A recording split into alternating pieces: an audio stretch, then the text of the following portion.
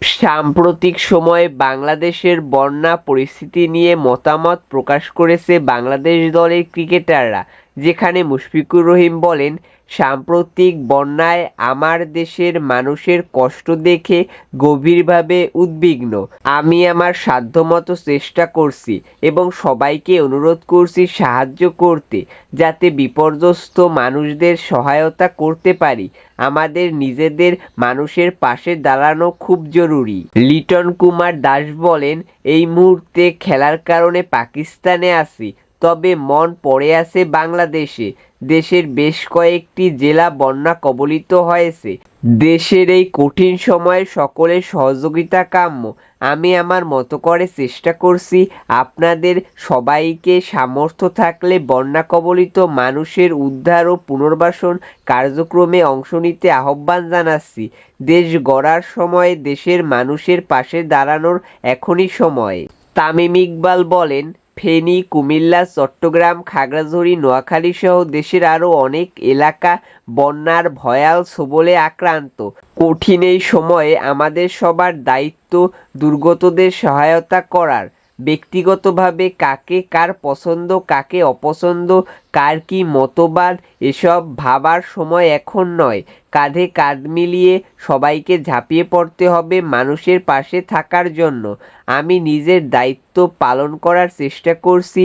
যে সংস্থা ও সংগঠনগুলোকে আমার কাছে বিশ্বস্ত ও নির্ভরযোগ্য মনে হয়েছে, তাদের মাধ্যমে সহায়তা করছি। সাধ্যমতো আরও করে যাব ইনশাল্লাহ। মানুষকে উদ্ধার করতে ও নানাভাবে যারা মাঠ পর্যায়ে নিরলস কাজ করে চলেছে, সবার প্রতি কৃতজ্ঞতা। এই দেশ অসংখ্য দুর্যোগের সঙ্গে লড়াই করে মাথা তুলে দাঁড়িয়েছে। এবারও আমরা সবাই একতাবদ্ধ হয়ে মানুষের জন্য কাজ করব, সবাইকে নিরাপদ ও ভালো রাখব। আরেকটা কথা মনে রাখতে হবে, বন্যায় তাৎক্ষণিক ধাক্কা সামলানোই শেষ কথা নয়। পানি নেমে যাওয়ার পর দুর্গতদের পর্যাপ্ত খাদ্যের ব্যবস্থা করতে হবে, ঔষধের ব্যবস্থা করতে হবে, বাসস্থানের ব্যবস্থা করতে হবে, প্রয়োজনীয় সব কিছুর ব্যবস্থা করতে হবে। সেই দায়িত্ব আমাদের সবার। সবাই মিলেই চেষ্টা করব তাদেরকে আবার সুন্দর ও স্বাভাবিক জীবন উপহার দেওয়ার জন্য। স্লোগান আমাদের একটাই, মানুষ মানুষের জন্য। তাহিদ হৃদয় লিখেন, কি লিখব, কি লেখা উচিত? নিজেকে অসহায় মনে হয় যখন সরাসরি দেশের কোনো দুর্যোগে পাশে থাকতে পারি না। বন্ধুদের পাঠিয়েছি, ওরা মাঠ পর্যায়ে কাজ করবে, তবে আমার কষ্ট লাগছে। যতটুকুই করা হবে তা কি যথেষ্ট? তবুও করতে হবে, সবাইকে এগিয়ে আসতে হবে। শুধু এখন না, পানি নেমে যাওয়ার পর পর্যন্ত বন্যার্তদের পাশে থাকতে হবে। নৌকা, ঔষধ, বিশুদ্ধ পানি, শুকনা খাবার, যে যেভাবে পারেন। ব্যাপার না, আমরা জন্ম থেকেই সংগ্রাম করতে জানি, এবারও করব। আল্লাহ এ যাত্রায়ও আমাদের রক্ষা করবেন ইনশাল্লাহ। দুর্যোগ ঘটে গেছে, এখন পুরো বাংলাদেশ মিলে তা মোকাবেলা করার সময়। বসে থাকার সুযোগ নেই, সবাই নিজের সাধ্যমতো এগিয়ে আসি। শরীফুল ইসলাম লেখেন, আসসালামু আলাইকুম। দেশের এই ক্রান্তি লগ্নে আমাদের সবাইকে এক হয়ে বন্যায় আটকে পড়া মানুষদের সহযোগিতা করতে এগিয়ে আসতে হবে।